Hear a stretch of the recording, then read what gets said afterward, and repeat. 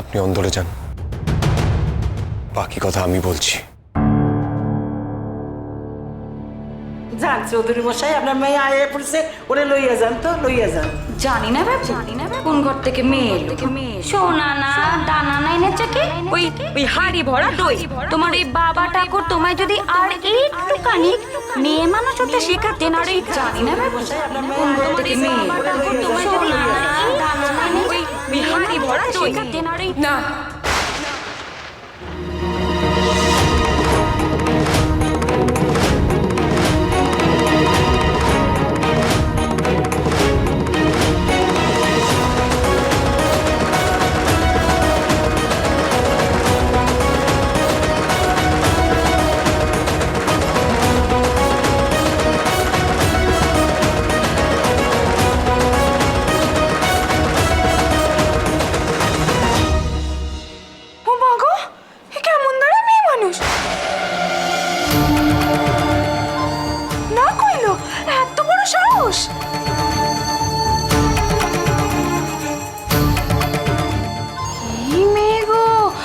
স্বামীর কথাও শোনে নে।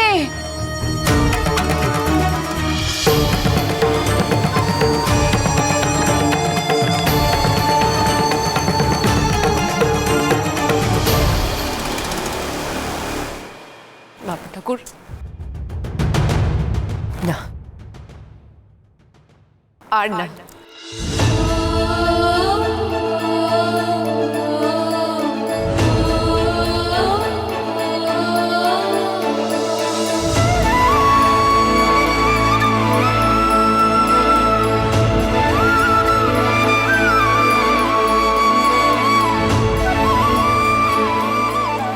আমাদের গ্রামে তিনজন পণ্ডিত মশাই আছেন রাজা মশাই। পুরন্দর ঠাকুরের সঙ্গে বিয়ে স্থির করে যেদিন আনন্দে নাচতে নাচতে ছাতিনায় পৌঁছই, সেদিন তারা আমায় বলেছিলেন সাই রাত এক হোক আগে, তারপর বুঝবো এই কথাটা কতটা সত্য আছে আর কতটা মিথ্যা আছে। দিবা স্বপ্ন দেখছি, সাধ আর সাধ্যের তফাৎ করতে পারছি না।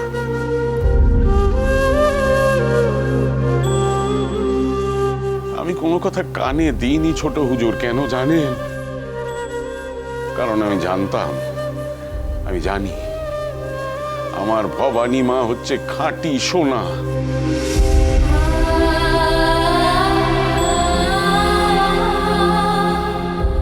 আফসোস আপনারাই তাকে চিনতে পারলেন না।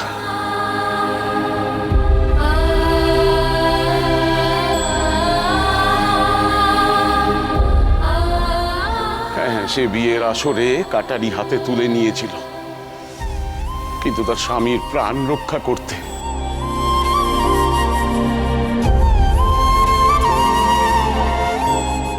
আজও রাজসভায় সে বেরিয়ে এসেছে। কেন? নিজের বাবা ঠাকুরের আত্মসম্মানের কথা ভেবে। আমি তেমন করেই আমার মেয়েকে মানুষ করেছি, বড় করেছি রাজা মশাই। আজ এই ভরা রাজসভায় যারা যারা আমার মেয়ের মুন্ডপাত করলেন, তাদের সকলের উদ্দেশ্যে আমি একটাই কথা বলতে চাই, আমার ভবানী মায়ের জন্য আমি গর্বিত।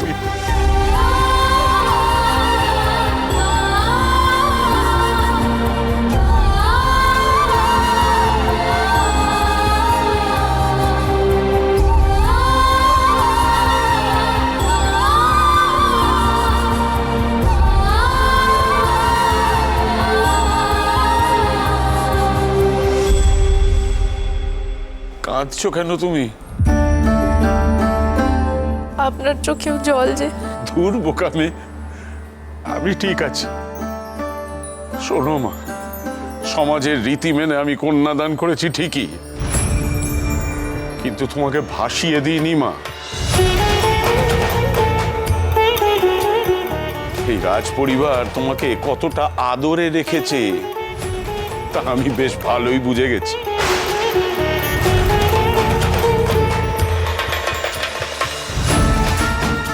চৌধুরী মশাই, আপনি ভুল বুঝছেন। এর মধ্যে অনেক যুক্তিতর্ক জড়িয়ে। অপরাধ নেবেন না, কিন্তু আমি বা আমরা কেউ চাইনি যে কান্তর বউ এখান ছেড়ে চলে যাক। দোহাই আপনার।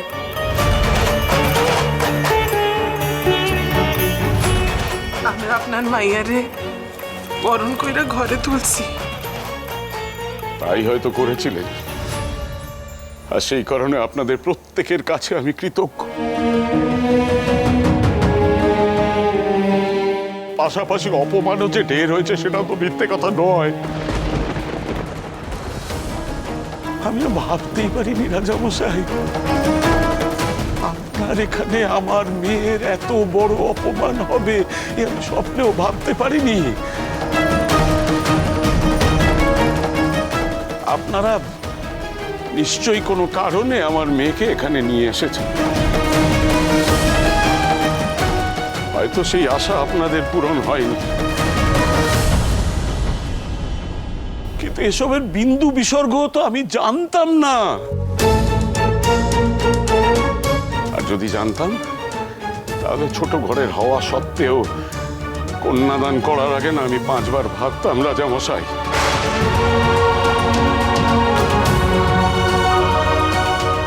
এই সত্য গোপন না থাকলে আমি আমার মেয়েটাকে এত কঠিন পরীক্ষার সামনে দাঁড় করাতাম না। চলো ভবানী মা।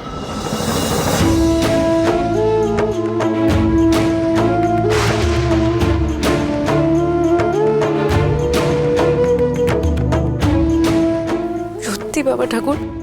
হ্যাঁ ভবানী মা, এসো।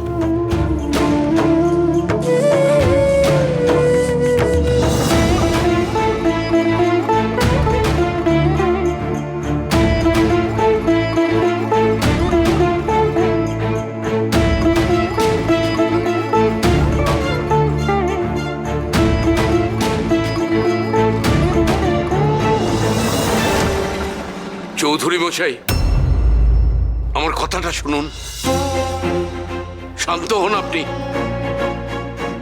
রাগের বশে কোনো সিদ্ধান্ত নেবেন না।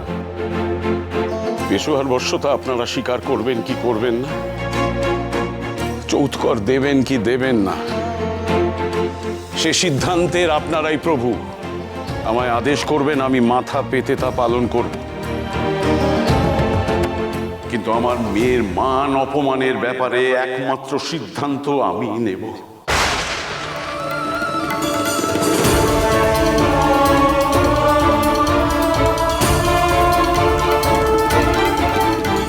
নাটোরের জয় দুর্গা ফিরেছেন কি ফেরেননি সেটা আমি জানি না, তবে আমার ঘরের লক্ষ্মী আজ ঘরে ফিরবে, আমার সঙ্গে ফিরবে।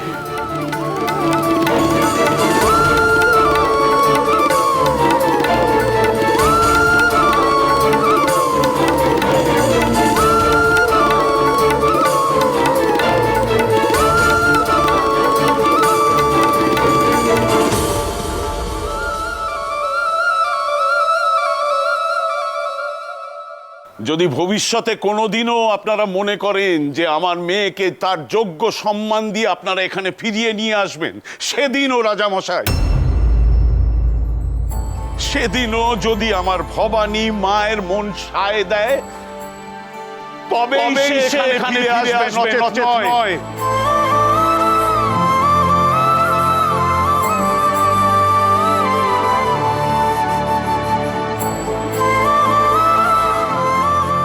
চলে এসো ভবানী মা,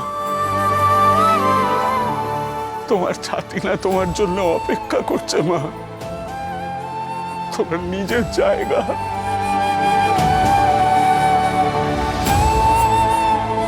হ্যাঁ, রাজ পরিবারের মতন এত আড়ম্বর হয়তো সেখানে নেই, তবে ওটাই যে তোমার বাড়ি মা, তোমার ভিটে,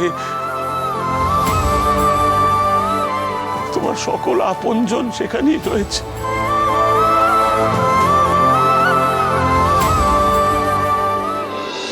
রাজরাজেশ্বরী।